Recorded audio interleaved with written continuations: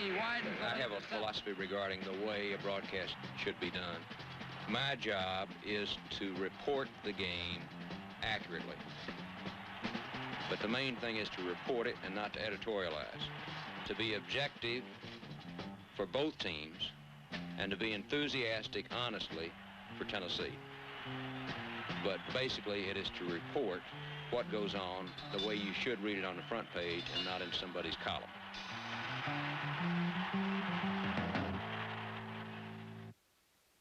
As Tennessee had the comeback of comebacks on the final Saturday afternoon, the Vols snatched a tie from defeat to battle to a 21-21 deadlock with Vanderbilt on a rainy afternoon at Nashville.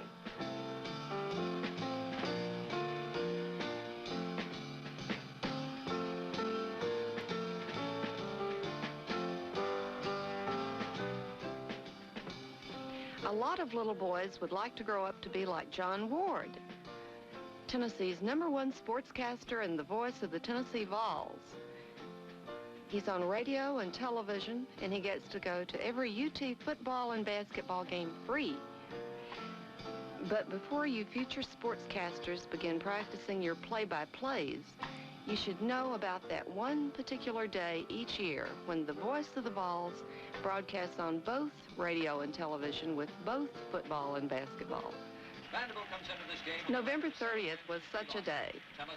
In one 14-hour period, he broadcast an out-of-town football game, a night basketball game at home, a TV show at midnight, and taped radio interviews in between. Number 44, Lee is number 8. Good pursuit from Tennessee's Page and Spive, a loss of 3 at his third, and 11 at the 23. This is how he did it. Scottsville, Kentucky. See, I thought that's right, Scottsville, Kentucky. John Ward's first and only full meal of the day came at 7 a.m. at his Nashville motel. Before breakfasting, he did warm-up exercises and took a brisk walk. For this particular Saturday, John had already made advanced preparations, so this gave him time to chat with fans who recognize him everywhere in the state. I think anybody would be dishonest if they didn't say they like being known. I hope in a favorable way, but even if not, anybody's got ego and they like to be recognized. There are times when, in all honesty, that you wish that you weren't. Everybody's hammy in this business, I guess, or everybody is. And that's important. That really is important. That's an important part of it, really, to me. And to get letters from people who, a lot of people write in and say they enjoy the broadcast. A lot of people write in and say they don't enjoy certain things. A lot of people write in and say you're terrible. And a lot of people write unsigned letters. But all the letters, except those kind, really, which you sort of disregard, I do. But the ones where they really are trying to help with criticism or whatever, that means a lot to somebody. It does to me. At 9 a.m., John drove to Dudley Field at Vanderbilt with his TV, radio, and photographic crews. As the Vandy Band practiced, John and his crews began unloading. They had arrived too early. John waited in the rain for the press box to open. Once inside, he and radio engineer Bob Williams began technical preparations for the UT Vandy football broadcast, now 3 hours away. John had already done his homework. He reads 6 different out-of-town newspapers a week, as well as the Knoxville newspapers. Meanwhile, outside,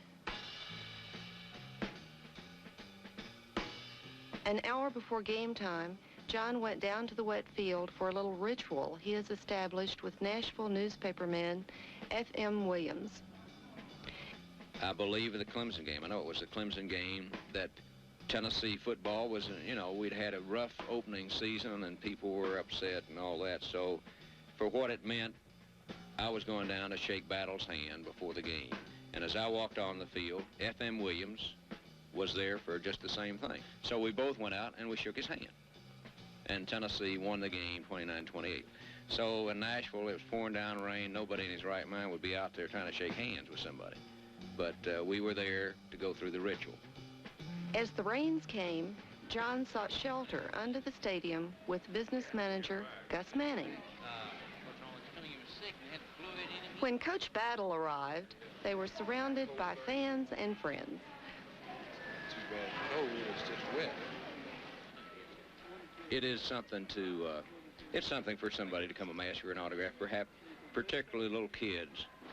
I mean, 3 and 4 and 5 years old who come up, and you know that it is a major thing for them, because I would have been the same way, to go up and ask somebody they don't know to sign an autograph, and there's no way that you can tell them that it means more to you that they've got, that they would do it. But to them, it's a big deal. I know kids take it home, put it on their wall and things like that, so, you know.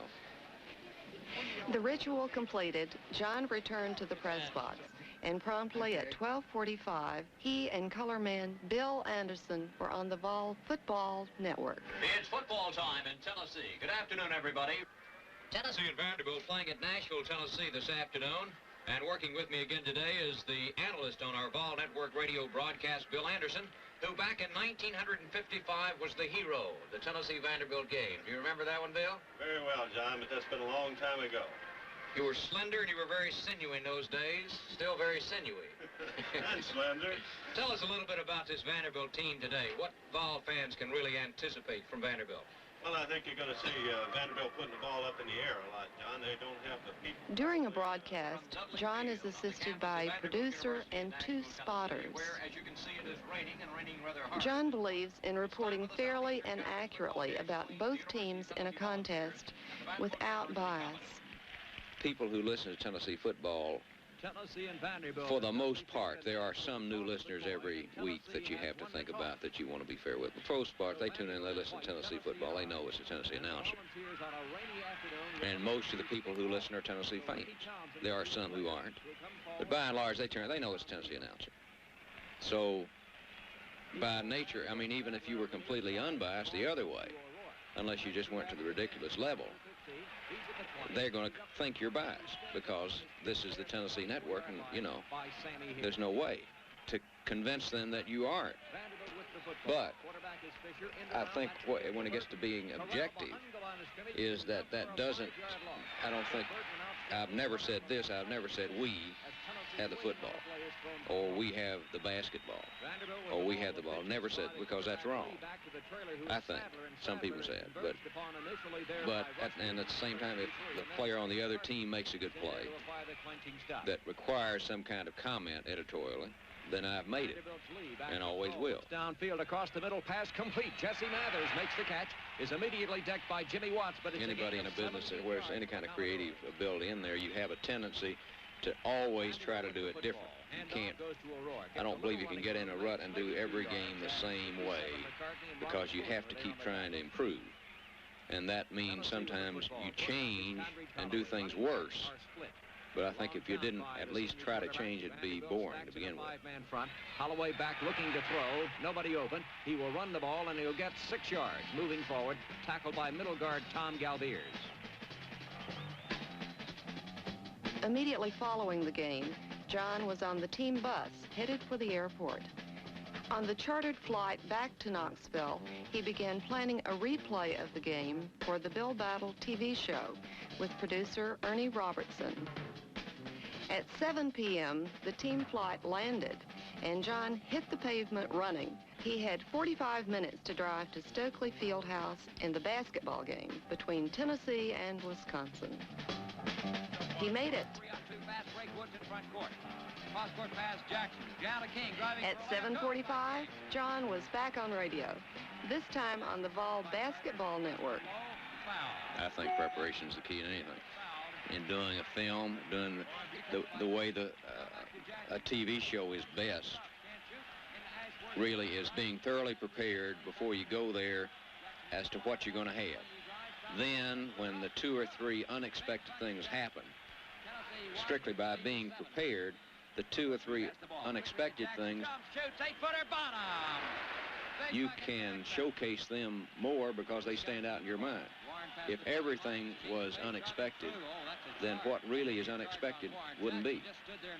And that's why like you say, if you go to a real high level. If, for example, in basketball, if King or Grunfeld make some unbelievable, I know they're going to do a great job, but when they really do something unbelievable, then that's when the level goes way up. At 10 p.m., following the Vols' victory, John commandeered a typewriter to finalize the script for the Battle TV show to be videotaped 2 hours later at a local TV station across town. Well, preparing for the Battle show is probably less difficult than for preparing for the game for two reasons. One, on the Battle show, we have real experienced professional people involved in various facets of putting it together. So it's not as much an individual effort, let's say. But the main thing is that in the Battle show, you have hindsight, and on the radio network, it's all what I call educated foresight. On TV, the hardest thing on the Battle show is not just doing it the same way every week. So you have to come up with new things. Sometimes they're lousy. But I think you have to have new things every week, really. Shortly after midnight on Sunday morning, the videotapes for the Bill Battle show were ready to roll. The program must be completed by 3 a.m. in order for the TV stations carrying the show to receive the tapes for showings at various times Sunday. Sadler, slow motion. Yeah, that's all right. If we work those cameras that close, that's okay. I can see that. Yeah, we played that. That's a good play. Okay, everybody, wake up. 5, 4, 3, 2, 1. Tennessee football 1974. It started with a tie, it ended with a tie. In between, a lot of excitement. Coach Bill Battle, this one playing it right down close to the wire. About as close as you can get. When you come back with 7 seconds left on the clock to tie it, that's about as close a football game as you can get. I guess we got a little bit... After the taping, John detained Coach Battle for a short radio interview to be aired later in the week. When they finished, it was nearly dawn. Why does he do it? The thing that I like best about broadcasting probably would be, and this, I mean, this sincerely sounds corny again, you sort of become cynical. The thing would be that possibly you are communicating with people in a way that adds to their enjoyment and their relation to the University of Tennessee. And that's really why I do it. I'm sincere.